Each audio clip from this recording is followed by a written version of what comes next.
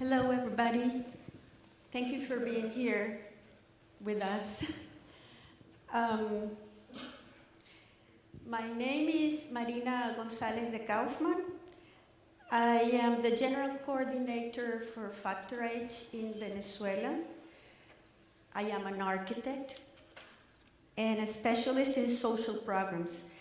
A retired professor in the School of Architecture, that is why my white hair, in the University of Zulia in Maracaibo, and the president of Foundation Habitat Luz, which is the implementing partner of Factor H in Venezuela.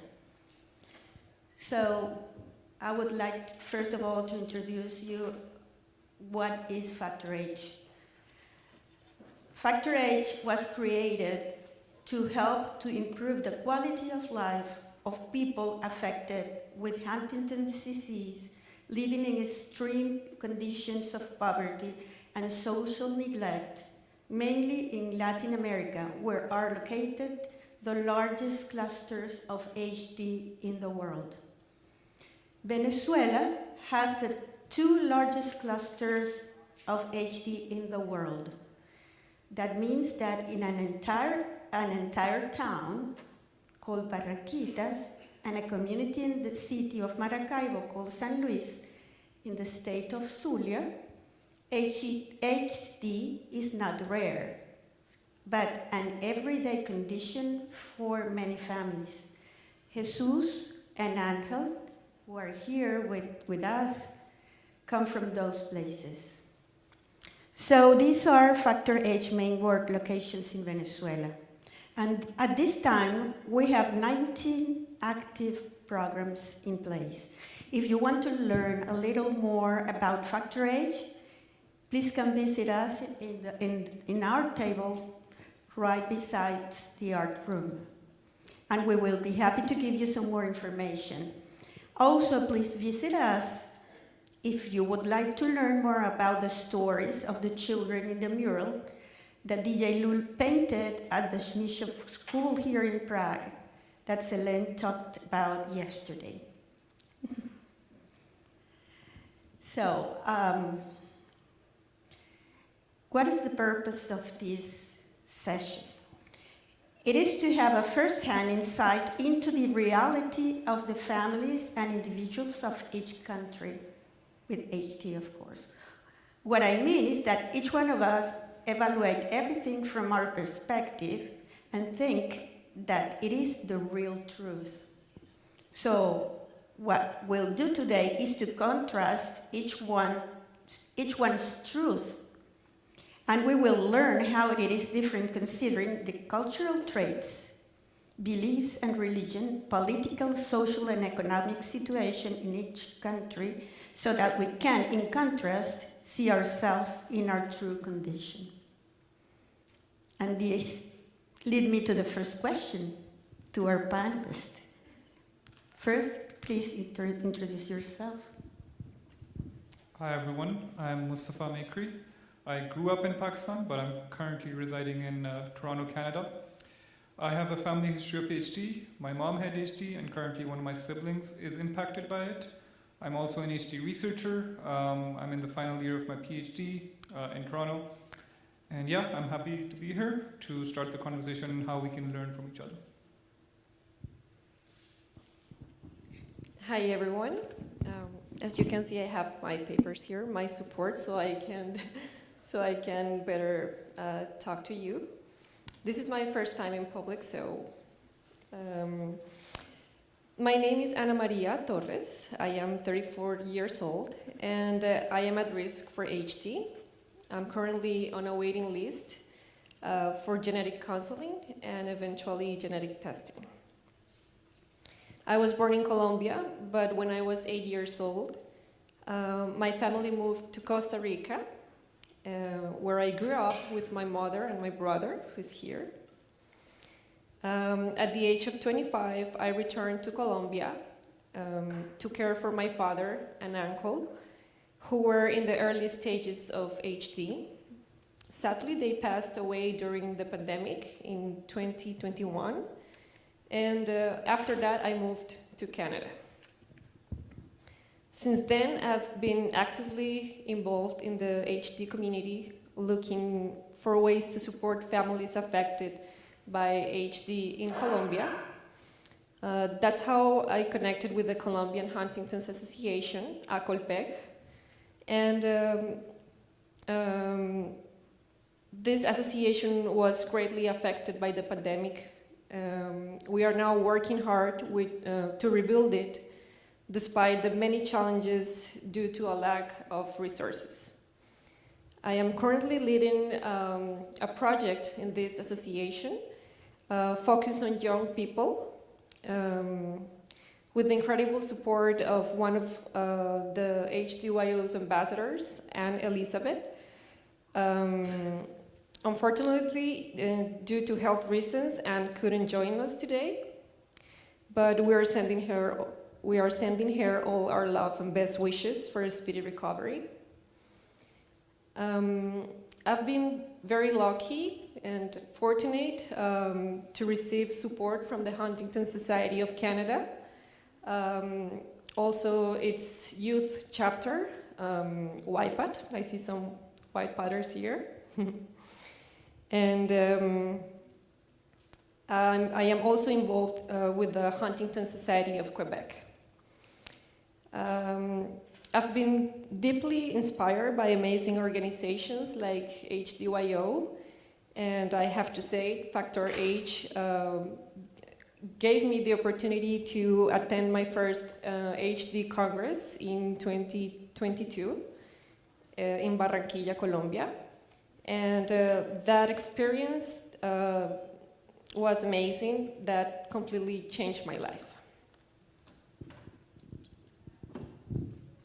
I completely blanked that I also founded the Huntingtons-disease Society of Pakistan, so that's kind of important to mention of why I'm here today. But yeah, Juan Carlos can take it now. Hello to everyone. My name is Juan Carlos. I'm from Costa Rica. I'm sorry, but I'm a little nervous to speak in English for you, so just be patient with us. I'm from Costa Rica. I'm a nurse, and I'm an epidemiologist from the Costa Rica Health Ministry, and I'm specialized in palliative care as well. My relationship with the Huntington disease is by my mom. She was an HD patient and passed away 6 months ago. And because the Huntington, I was the founder, I am the founder and the president of the Huntington Disease Foundation in Costa Rica. In the last year, I was one of the professionals that have been chosen to the EHDM fellowship program. So I was in Barcelona, Spain, in the hospital María de la Merced doing my fellowship program. And my first Congress of HD was in Barranquilla, Colombia, it's the same from Ana Maria, in 2022. And I have been an HDYO ambassador from 2023. And I went to Glasgow Congress as well, so I met some of you there. And I'm so happy to be here sharing my experience with you. Thank you.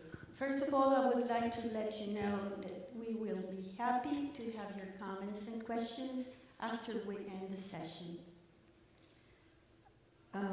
So the first question would be, why were you interested in participating in this conversation? From my perspective, I really wanted to learn how we could learn from each other. We come from similar backgrounds in terms of countries that are resource-starved, where there's not a lot of access to care. So I just wanted to be here to share that experience and learn from everyone else to, bridge, to carry the conversation and bridge the gaps and help provide care for the communities that we come from. The reason I wanted to participate in this conversation is because it's crucial for stakeholders and the world to become aware of the conditions in which people affected by HD live in Colombia and in Latin America. We have a region that has one of the highest incidence of HD in the world. with certain areas showing an extremely high concentration of cases. Studies have shown that these areas between Colombia and Venezuela have an unusually high prevalence of HD. In some cases, this is up to 700 times higher than in other parts of the world. But the challenges these families face go far beyond the disease itself. Many are not only battling HD, but also struggling to survive. In Colombia and across most Latin American countries, HD-affected families are also facing extreme poverty. Some, I have to say, some are dying of hunger, and others have no proper place to live, and many lack access to even the most basic necessities, like clean water, diapers, a bed, or even a chair. This is degrading, it's inhumane, and completely hopeless. This is why I'm here, because we urgently need support from international organizations, pharma, healthcare professionals, and all relevant stakeholders. I have to say that as a health professional, we have the need to improve our knowledge about Huntington's, but as a person who are at risk, it's important to be here today because it's a way to say I'm here, and we are here from Latin America representing all the needs and all the families who are living this process. And it's very important because we have a voice as well in sharing the experiences that we have and the experiences that you all have here, increase our knowledge and improve the support that we can feel, and we can come back to Colombia, to Costa Rica, to Pakistan, and improve the support that we can give to the families. And Venezuela. In Venezuela, I'm so sorry, guys. Venezuela as well, yes. Thank you. First of all, I would like to explain a little bit what extreme poverty is for you to understand what it means. It's very easy. If you're in extreme poverty, you will only have 1 meal a day or probably a meal every 2 days. That's simple. The second question is, based on your own experiences, what are some challenges when it comes to sharing about impacts of HD to one's personal community? I can go first. HD impacts, as we know, every part of our lives. I think we come from HD families, we know someone with HD. The impact on care on your whole life is enormous. Yeah, I don't know if anyone else wants to join in with that. So, this is not an easy topic, as it brings up many emotions, and as humans, we often avoid painful subjects.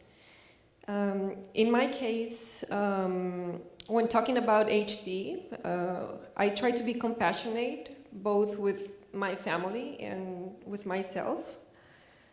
As for close friends, we are fortunate to be surrounded by wonderful people who support us, and I know they will continue to do so in the future. I really can't complain. When my dad was alive, of course, we hoped for more support from other family members, but that didn't happen often. Most of the time, it was because seeing my dad and my uncle's condition was too overwhelming for them, And if we brought up the needs they had at that moment, the reaction was even worse sometimes. It seems easier for them to prefer not to know anything about it at all. I think that when we have an HD patient, we have to think that behind of this patient, there is a family, there is a caregiver group, and there are some friends and people who love him or who love her, and they are suffering the same process because they are living the process in different ways. But we have a really big group of people that they need support in different ways.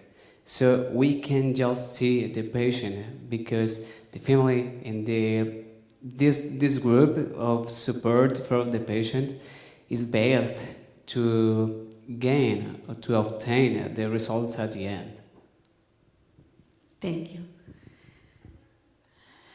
What are some challenges when it comes to general awareness of an education about HD? I think Khadija talked about this earlier as well, but where I come from, there's huge stigma in just talking about HD. No one wants to be open about it.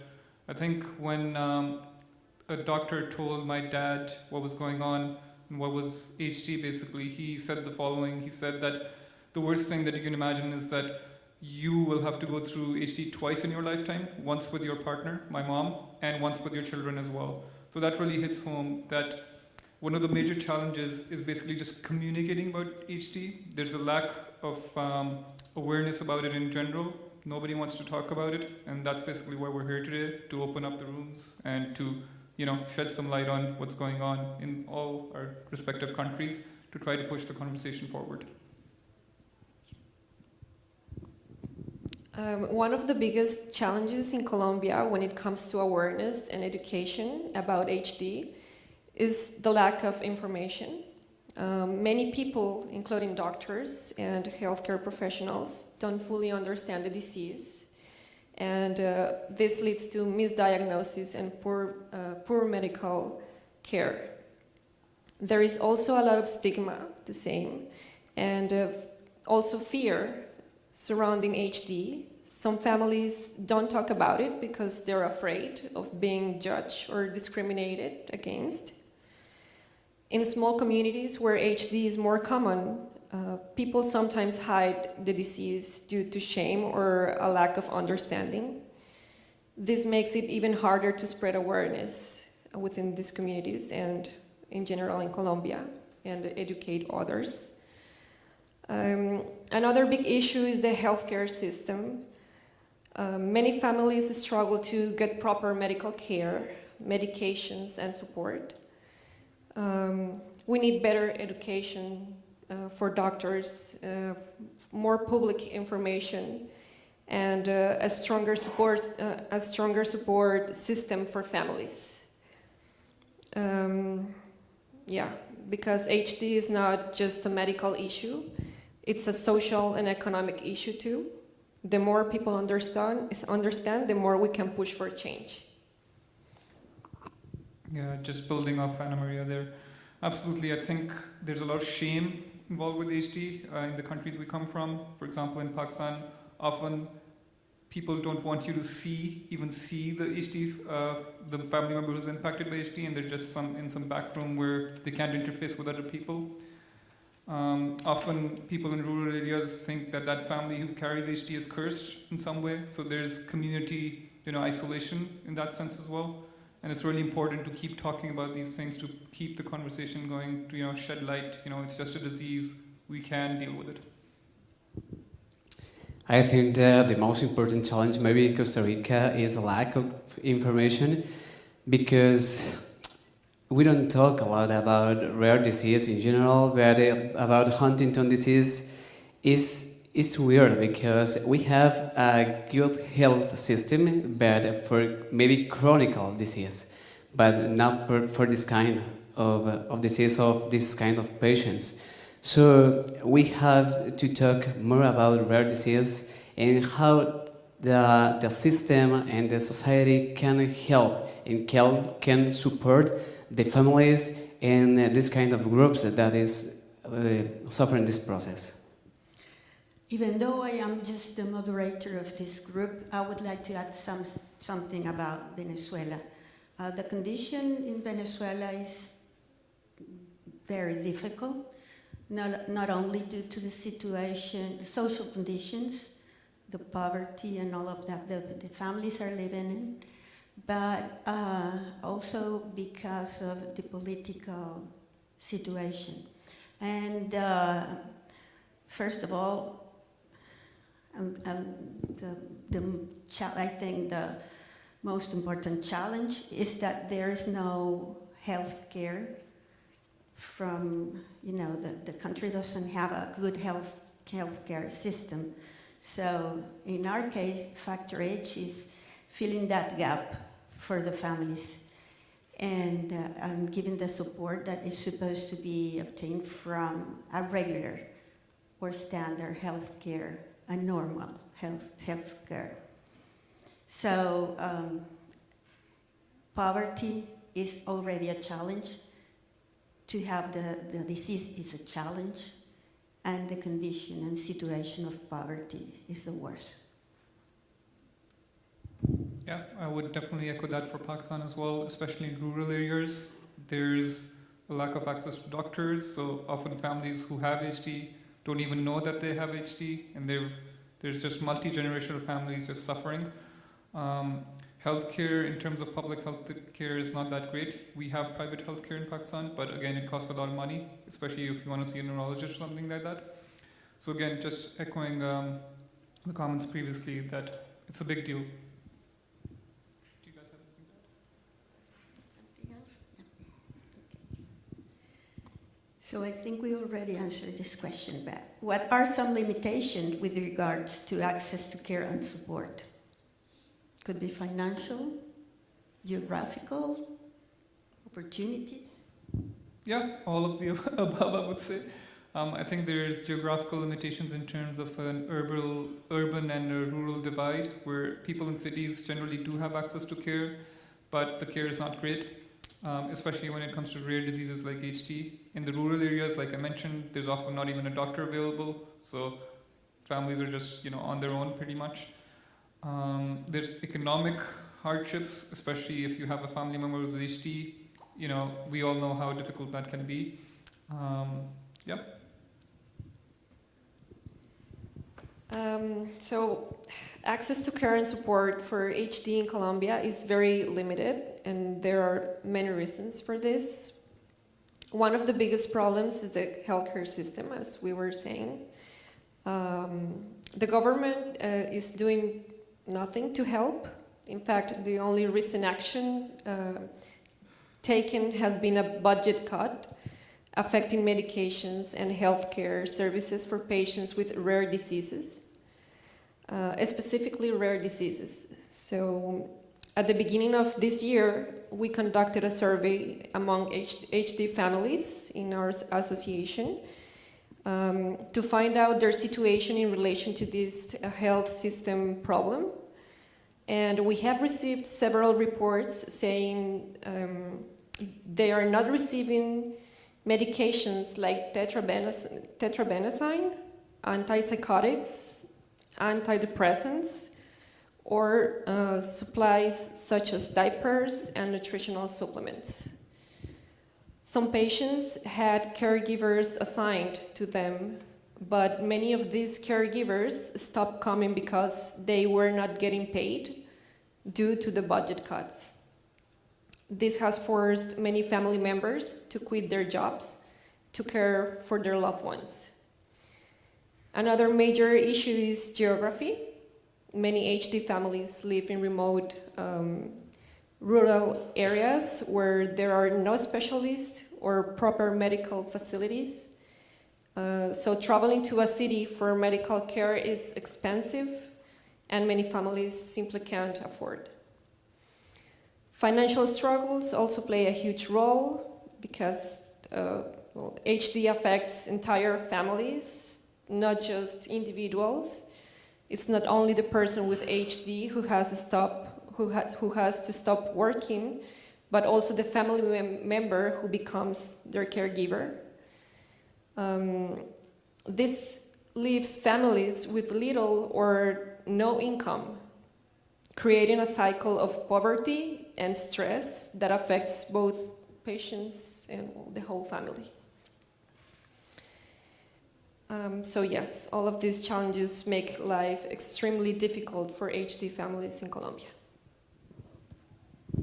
Just another word to add on the financial hardships that most families experience. Pakistan is a very patriarchal society, so if your dad has HD, that has huge economic consequences for the entire family as well, because your father is supposed to be the primary breadwinner in the family.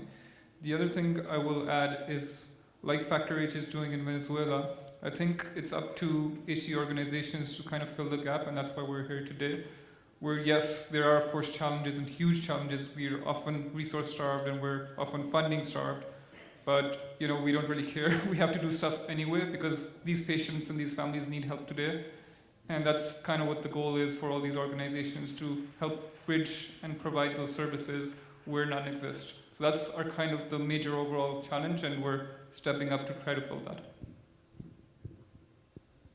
I think that we will develop about B testing in this presentation, but in Costa Rica the first limitation is how to be testing and diagnosis. And I guess that maybe the distance between the patients and families' home and the hospitals or the health centers, because they are located in the San Jose, in the capital city, and not is too easy to get to the city and to pay maybe from the hotel, or maybe to pay some medicines or eat your food to come to the city and go back to your home. And this is really difficult from some families to go and to wait from the specialists in a waiting list, and it's really difficult for us to access to the specialist in this moment. I'll just also add a note on testing. In Pakistan, we face a similar problem. I think one of the major issues that we've encountered in Pakistan is that even though we have the organization, we have pretty much places to send patients, but diagnostic services do not want to offer the test because there's no financial incentive in carrying a Huntington's disease test because it's a rare disease.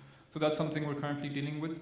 Well, we've provided a service where you can get genetic counseling for free, but the test actually, when a patient comes in and wants to get tested, they have to coordinate with a neurologist to send a sample to another country to get the actual test results. This has huge implications because it takes a while to send a sample to another country and get the results back. So recently we were chatting with a family who wanted to get tested, and it took, after genetic counseling, when they made the decision to go testing, it took them 3 to 4 months to get their test result back, which is kind of unacceptable. Yeah. About the testing in Venezuela, we don't have the way to have the test. And in Caracas, there is an institution, a government institution, that is working, well, they do the test, but manually, like probably in your countries were done 50 years ago. So, as you know, probably you're a researcher, it's not trustful, and it gives a lot of errors. So, we would like to have, the proper devices so our researchers could do that sometime. Thank you. Yeah, just to add, diagnostic testing and research testing is completely different. So for research purposes, you have something that you can do, but again, that's not clinically approved, right? So that's one of the challenges. It's more of a bureaucratic challenge where hospitals don't really accept tests that are done in a random research lab. But it has to be clinically certified and approved, and it has to go through all these approvals for testing for the general public. And that's one of the challenges Pakistan has, because when we started this procedure to offer testing, the research labs could do it, but again, the clinical side doesn't really feel confident in giving someone a diagnosis based on a research lab test. Also, the counseling. Yes. That's important. Yeah, I want to add to that it's very difficult to get genetic counseling before getting tested. So that's a really big issue because people are receiving their results without any counseling, and this lead us to anxiety, depression, and then it's like really hopeless because our young people is no longer working fine. They're no longer having a good life. They're just suffering because of that, because they receive a diagnosis without the tools or without knowing what to do with that diagnosis. Yeah, I definitely echo that. Genetic counseling is essential if someone wants to get tested. Before we started the Huntingtons-disease Society of Pakistan, there was no genetic counseling, and after we started working with genetic counselors. Since in Pakistan cities are fairly spread out, you can get genetic counseling through telehealth services, and that's what we set up. So if someone in Pakistan wants to get tested, they can have a genetic counseling appointment for free with the genetic counselor we work with, and then kickstart the process for actual testing. In Costa Rica, it's maybe the same story because we are struggling because the genetic testing is not about in the public system, in the public health system. There is just one lab in Costa Rica, and it's in a public university, but not is free. You have to pay, and the family members have to cover the cost to each person who went to testing. So it's like around $100, and you can say that maybe it's not too much, but when you have 5 people, 6 people, or maybe 7 in a family that you have to cover the cost, it means really the difference in a family group. The other thing I'd like to mention is that since there's a lot of stigma around HD in general, not a lot of people get tested in our respect. I don't know if it's the same for Costa Rica or Colombia, but in Pakistan, not a lot of people choose to get tested even after receiving genetic counseling. There's just so much stigma, nobody wants to talk about it, so that really impacts their testing decisions as well. Yeah, it's the same for us because we don't have a service to genetic counseling. Because if you are at risk, just go to pay to the neurologist for one service or the attention, and go to this lab, pay the $100 and receive your results in 1 month. But if you are not ready to receive these results, or maybe you are not ready to make this decision, you are alone again in this process. So we have to know that it's very important that when you make this decision, you have to be prepared and you have to be supported. You want to add something? No. Okay, our next question. What are some of the stigmas you see based on the following? Hesitation, likeness to seek out medical support from a doctor or social worker. I'll do the question. So the stigma is what? Hesitation to reach out to the doctor? Yeah, it's I think pretty common. Like I said, not a lot of people in Pakistan want to talk about the disease, much less reach out to a doctor to talk about it. And even when they do reach out to a doctor, often the doctor doesn't know what to do because they've not been educated on how to handle an HD patient themselves.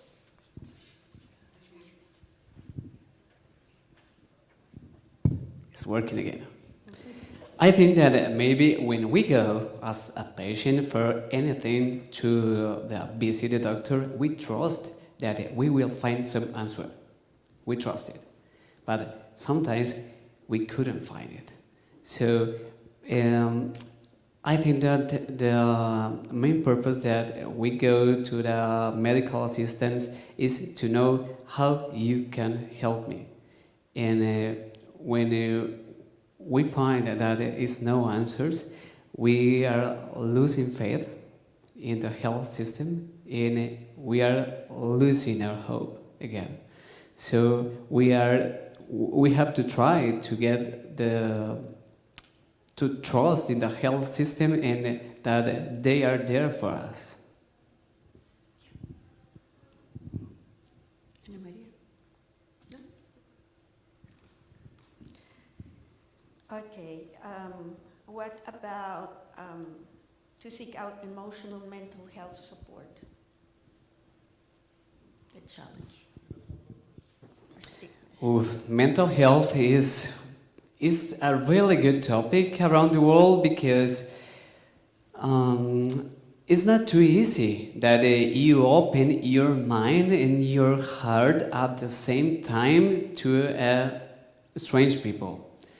And when you are talking about how do you feel in your mind and how do you feel in your heart, because they are connected, the person who are attending you or the service where you are must have the sensibility to try to help you with the tools that you are given in this moment.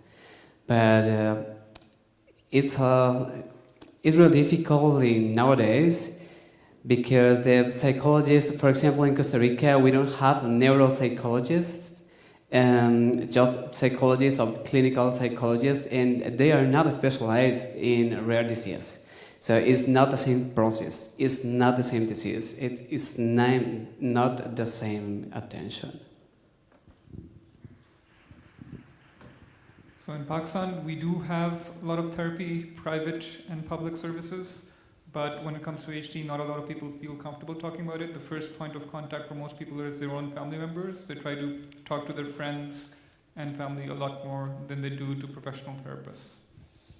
So there's still a stigma about going to actual therapy.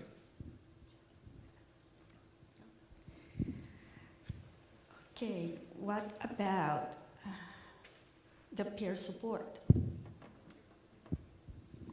I think that's the major go-to for people in Pakistan. You trust your peers more than you actually do doctors sometimes.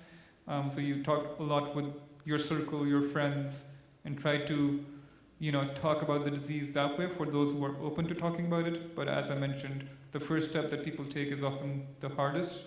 And there's such huge stigma on talking about HD that often people impacted by HD kind of lead double lives, where in terms of their friends, they present as, back home everything is normal when they actually have someone who's impacted by HD at home.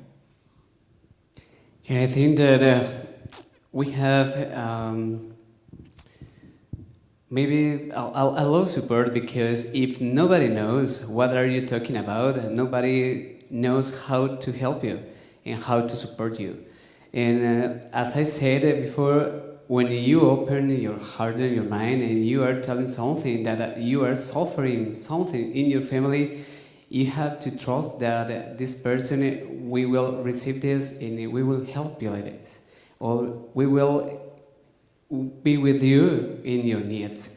And it's so hard to find some good support nowadays because nobody knows who are you talking, because this is a rare disease and nobody wants to talk. I would like you to know that we have a question in our, when we do the registration of the families, and we asked the person with HD or a family member who is the person or group of person or people they receive the worst support, and who or which group exclude them the most. And for us it was amazing to find out that the family members are always the worst. And in second place, the peers, the friends. So that's horrible. As you said, the people you trust the most are the ones that are rejecting you the most.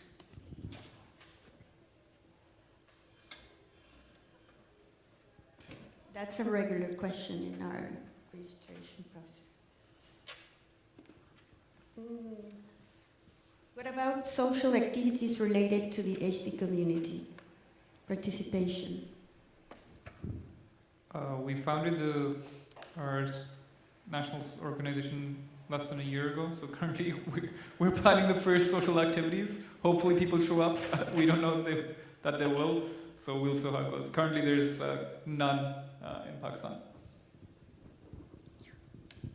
In Colombia, we are trying to reach people via Zoom meetings.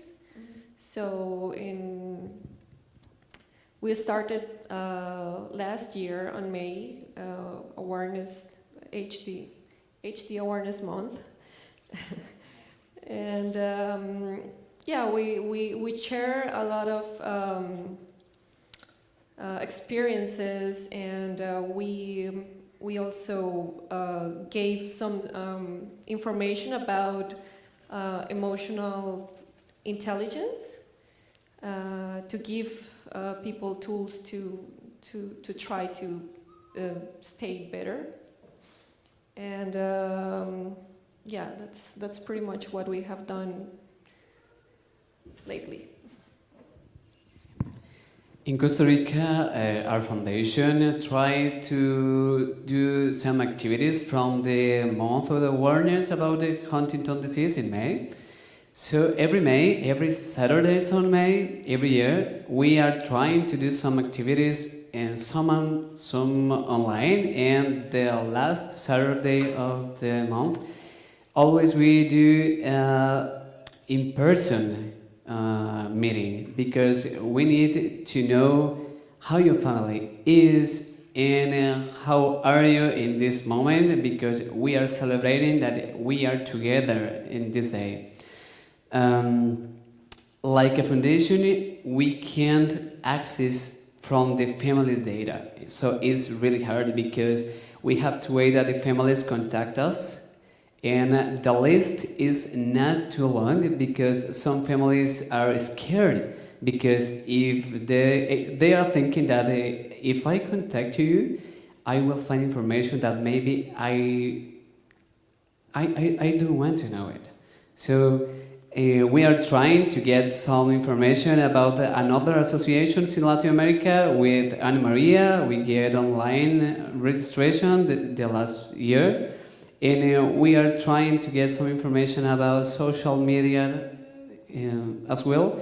And we are trying to do something to get the awareness, and the people comes to the foundation to improve our skills and knowledge that we have. Yeah, just echoing that, we're just putting stuff out there, and people can choose to engage with it or not when they're ready to. So whenever people feel ready, I think the participation will increase. And as I see more and more people coming forward and participating in those things, they'll want to join in and share the experiences as well.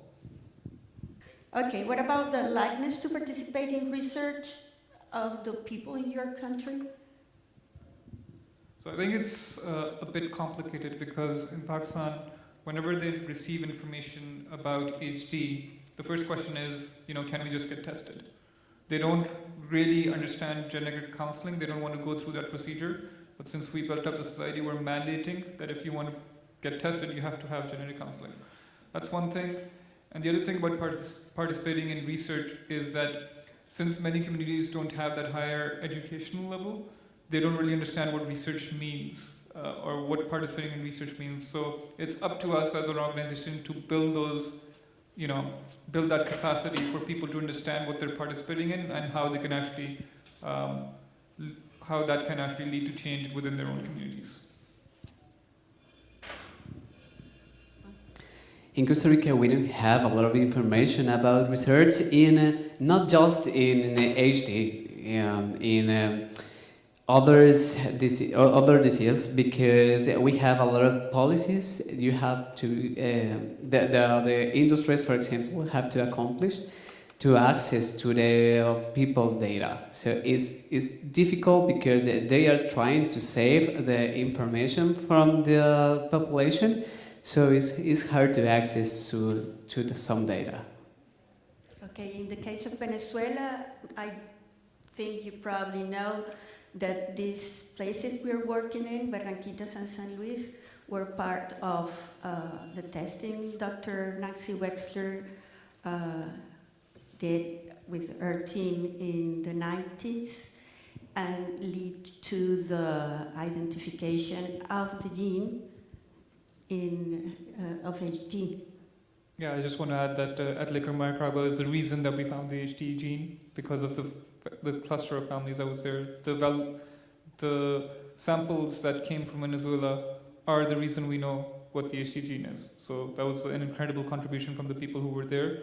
And sadly, since the gene's discovery, you don't think about the people who actually contributed, and the scientists, just focus on what the output of the HD gene was rather than really caring about the people who were already there.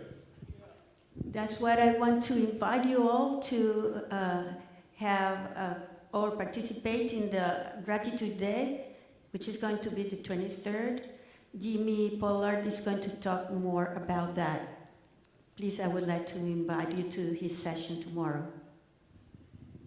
Okay, what about recommendations for different professional and support communities to do better when working with different cultures?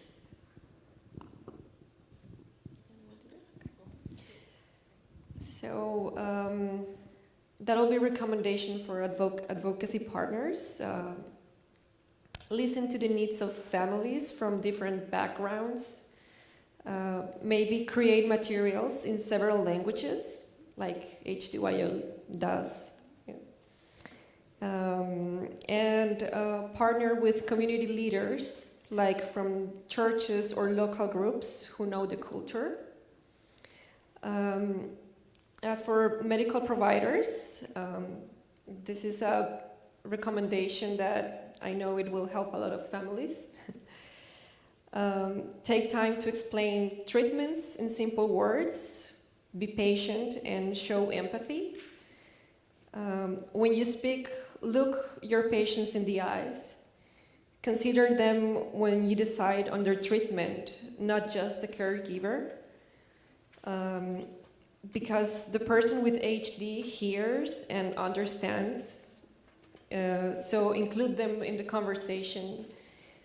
Even if they can't talk, it's so important. Also, helping them connect with local support groups can make a big difference for them. For mental health providers, learn about cultural beliefs around emotions and illness. For example, some cultures see mental struggles as private, so offer safe spaces and maybe train staff to ask gentle questions that fit those beliefs and offer support that fits the culture. For example, some families prefer group talks over one-on-one. And for research and industry partners, it would be good to include people from all cultures in studies. Their genes and experiences can be really different. And this is not just about science and business.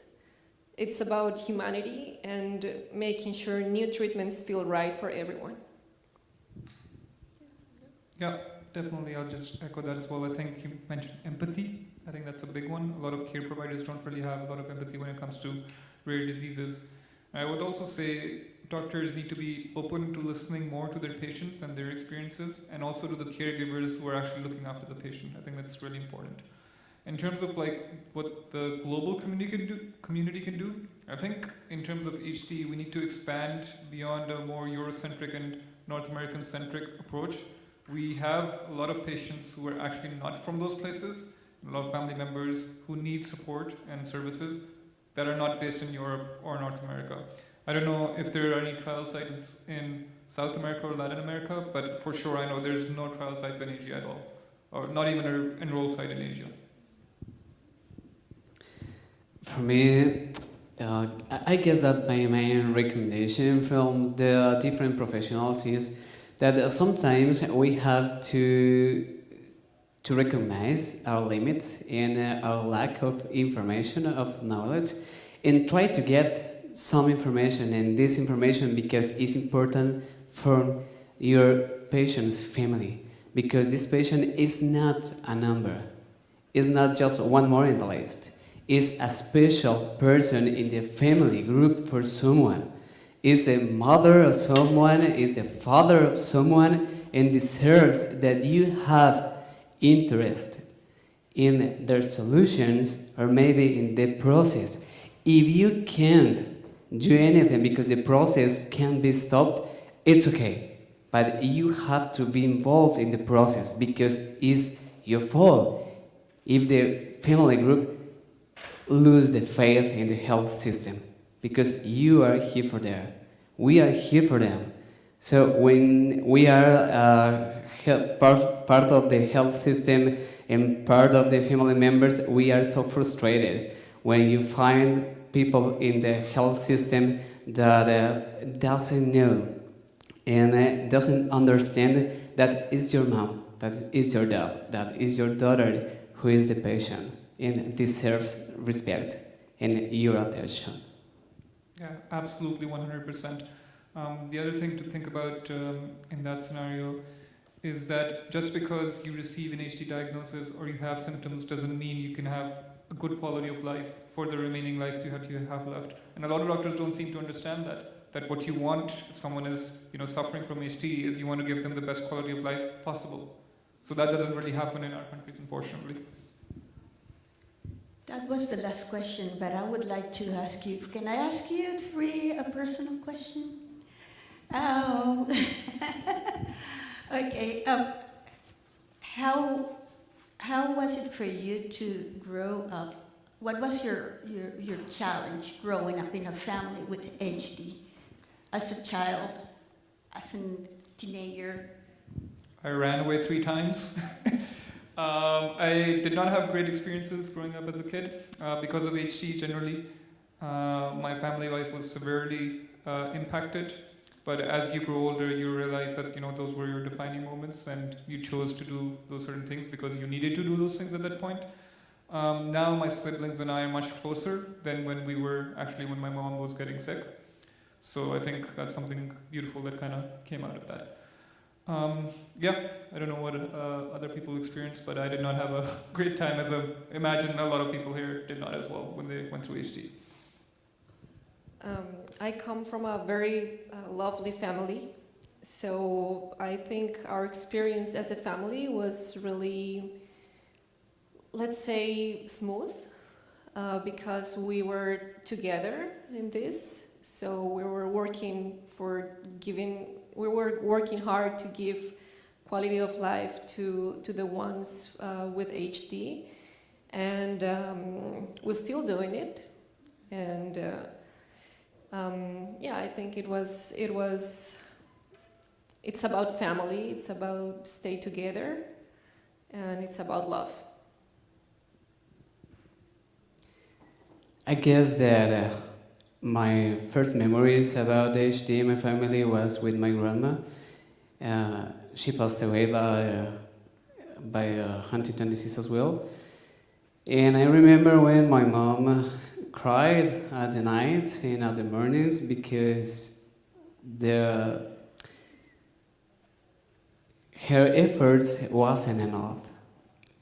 So I remember that when I was a child, I was saying to me and talking to myself, you have to know how to help.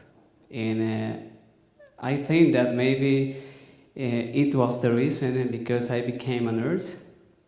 And I love to be near to the people. So when I became a caregiver to my mom,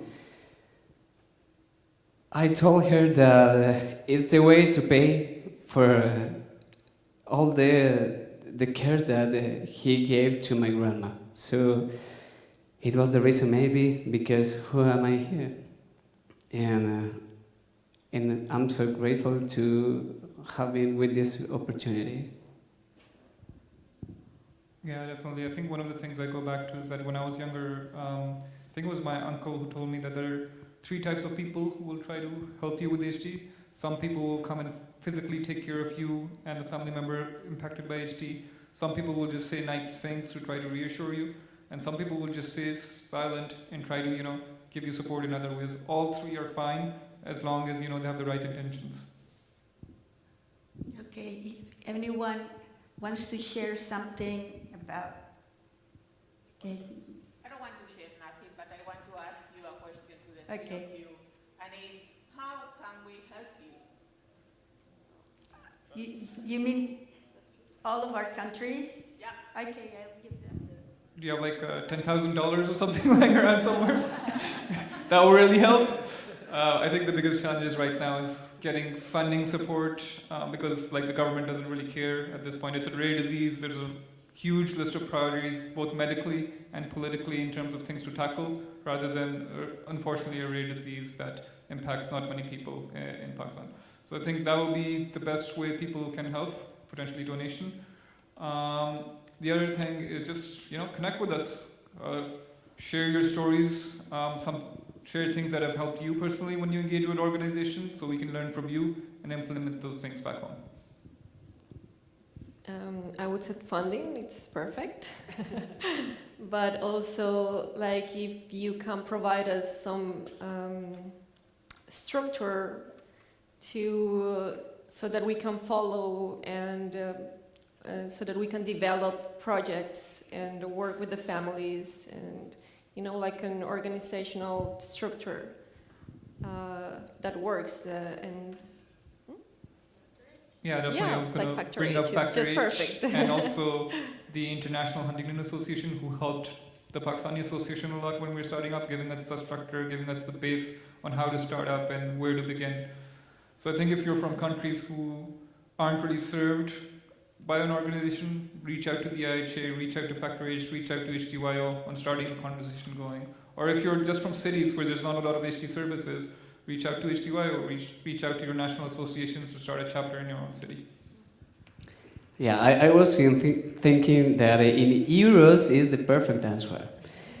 But I think that inviting us and making us part of you, as a society, as a HD family, open some doors for us to get to the knowledge that you have, to the experience that you have, to share our experiences and to know and to be part of you. This is a really important at the beginning to this process and to get involved in Latin America, Pakistan, and everywhere that we are trying to get some information about HD.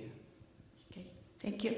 I would like you to know that there is a brochure about Factor H in each one of the tables. So if you want to learn more about Factor H, there is information. And also we would like to invite you again to our table and visit us online, please.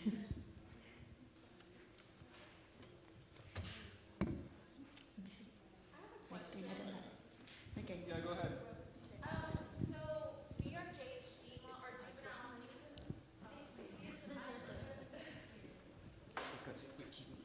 No, you're fine. So we are from the United States, and we are juvenile Huntington's moms that are 18 and younger. And so I have a 7-year-old who passed away, and I have a 4-year-old that's diagnosed with Huntington's as well. And so I'm just trying to see from y'all's perspective, do y'all see kids that young in y'all's society and y'all's culture? And how do y'all deal with that, with either the trials, medicines, and y'all's take on that? Yeah, I can give my personal experience. My aunt had juvenile Huntington's disease, so she passed away at 21, which is very young for someone who's suffering with HD. I think her symptoms started when she was 17 or 18. In terms of seeing people with GHD in Pakistan, I haven't personally encountered anyone other than my own family members. If you can imagine that it's hard to get people diagnosed with Huntington's disease in Pakistan, it's even harder for juvenile Huntington's disease because a lot of doctors don't even know what it is, even though there's a strong family history indicating that it is. One, if they know what Huntington's disease is, they may not know, or probably will not likely know that there's a juvenile form of the disease as well. Right now, we have more than 400 kids identified in our program the support program for kids in Venezuela, in Barranquitas and San Luis. And many of them are not diagnosed even though they have the symptoms, because we don't have the test, or, you know, it's just they are a risk. And we do have young kids. Right now we have a kid, a 3-year-old kid. He began at 3-year-old. We began noticing the condition at 3 years, when he was 3 years old. Now he's 7, and he's already in bed. So it's very difficult, because they really come from a very poor family, and it's, you know, I know you understand how to explain to them how to care, the medication and all of that. It's very difficult. Do y'all have support groups for, like for us, we have an adult-only support group, and then we also have for the juvenile Huntington's, most of us are moms, so we also have a different support group specifically for the kids. We have a support group for teenagers, and we have a support group for mothers. So it will be nice if you can get in touch with our mothers. It'll be wonderful. I think for definitely. them, yes, your experience, to share your experience will be nice. I'd just like to say again that Factor H has been paving the way for a lot of the countries. That's the model to follow. Like they're pan-Latin America, which I think is fantastic. They're working in multiple Latin American countries. And it really just hits home the message that we need to work together, because HD, like I said, is a global disease rather than isolated communities. Go ahead, Azul, you want to talk? No. Oh. Sorry. Ángel y Jesús, si quieren decir algo. I'm sorry, I'm speaking Spanish. La comunidad que habla español, si quieren participar, decir algo de su experiencia personal como niños y jóvenes en una familia con la enfermedad de Huntington.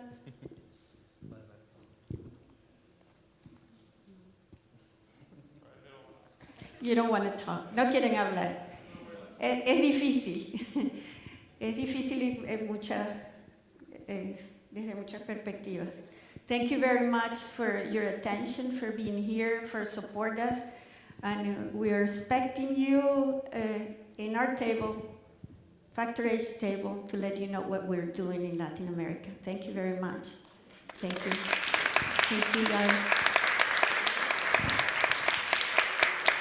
Thanks everyone for attending. Come find me if you have questions about HT, both on the science side and on the community organization side.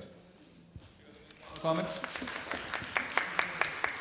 And you can find the Costa Rican foundation like Fundación Familia Huntington Costa Rica. It is in Instagram and Facebook as well. You can find all our resources. And if you want to visit us in some days, you are invited to come to Costa Rica and share with us together. Thank you.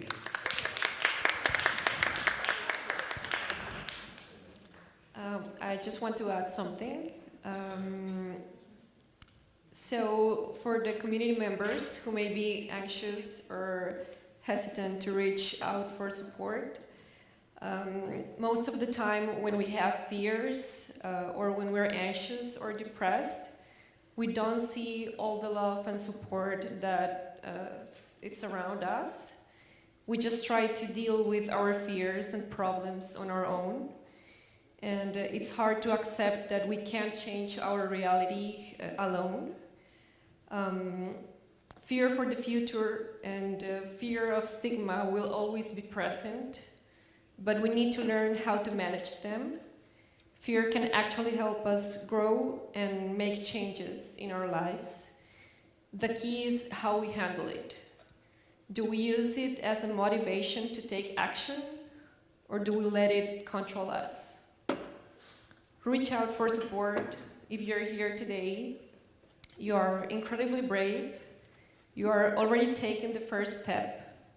Seeking help is not the end of the world. And it's not a sign of weakness. It won't make you less strong, but it can be a new beginning and a new way to see life. And maybe it will help you ask yourself, why was I born into an HD family?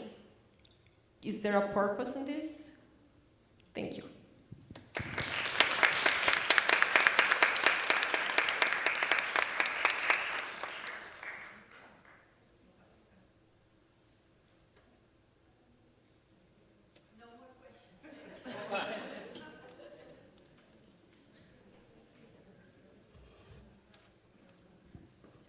Does anyone have any final questions? Otherwise, we're going to wrap up.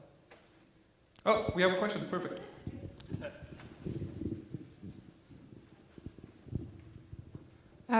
It's actually not so much a question as it is a comment.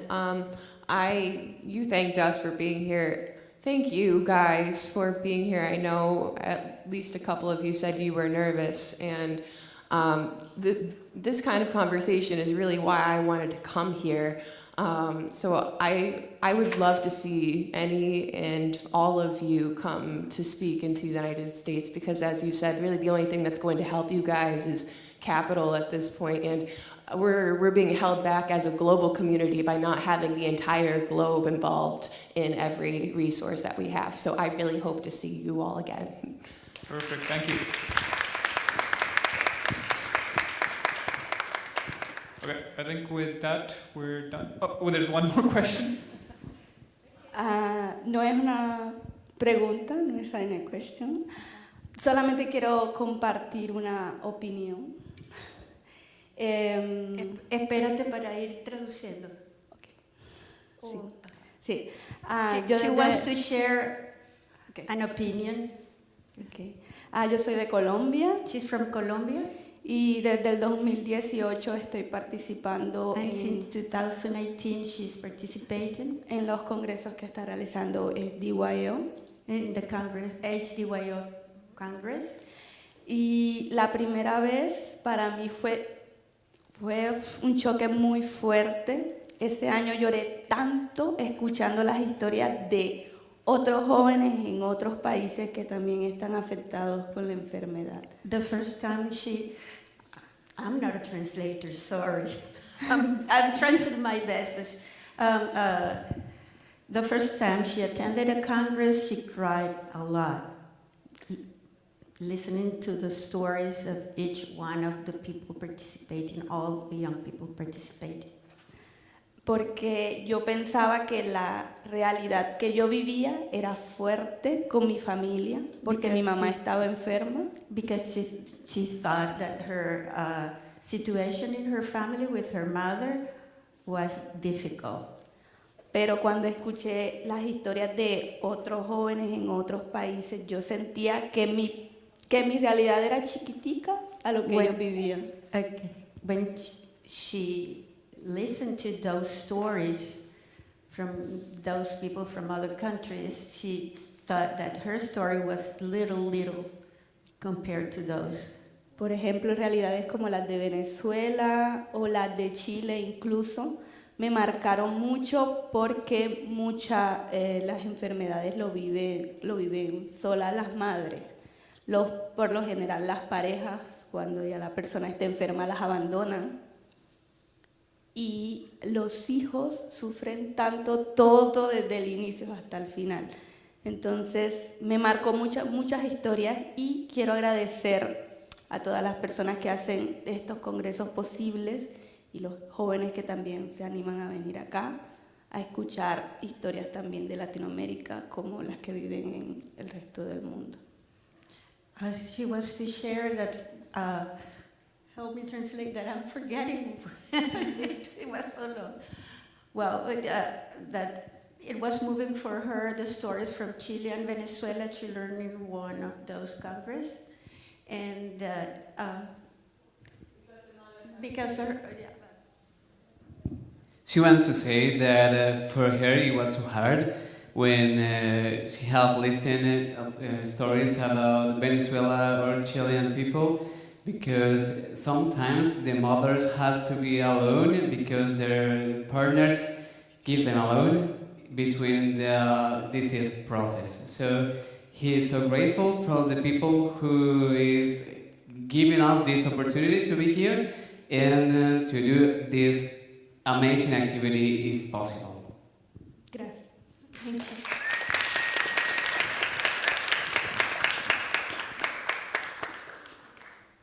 All right, guys, Maddie is telling me to get out of the room. Is there one more question? No. Maddie is saying no. No, it's okay, it's okay. Oh, Hola. it's okay. Do you have a question? And does anyone have a question? Solo que ella quiere que la presente.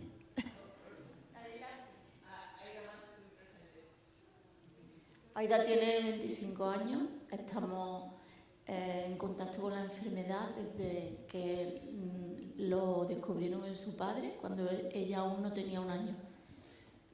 She is 25 years old. His name is? Aida, Her name is Ida and is from Spain. And his dad had huntingtons disease as well.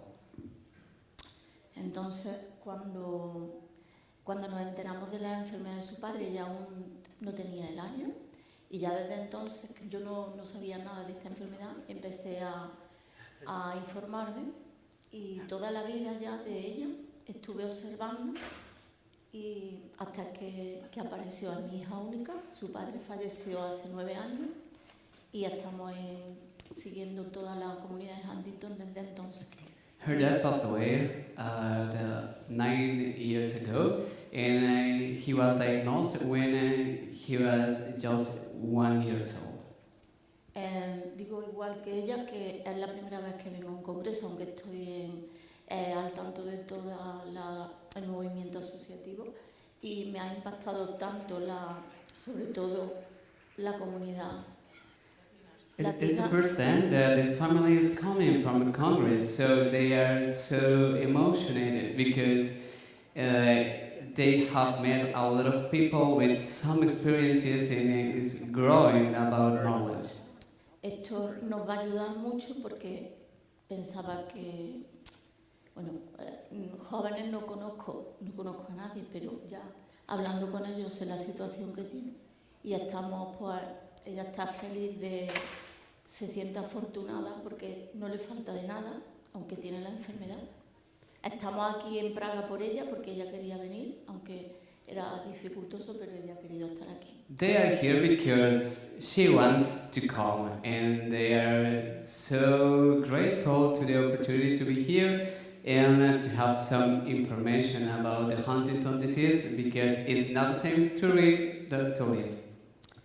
Aida comenzó con la enfermedad con 14 años, los primeros síntomas casi imperceptibles para el resto, solo para mí, y le ha parecido ya un poco más fuerte a partir de los 16 en adelante. Her first symptoms was when she was a teenager, 14 years old.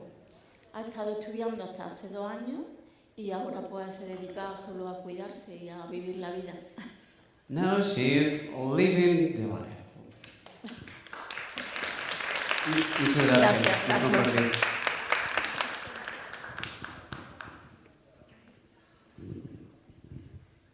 Thank you very much for your participation. Gracias, Aida. Gracias, Aida, por compartir tu experiencia. Gracias. A los chicos que hablan español, por favor, acérquense a Aida para conversar con ella. Gracias a todos. All right, thanks everybody.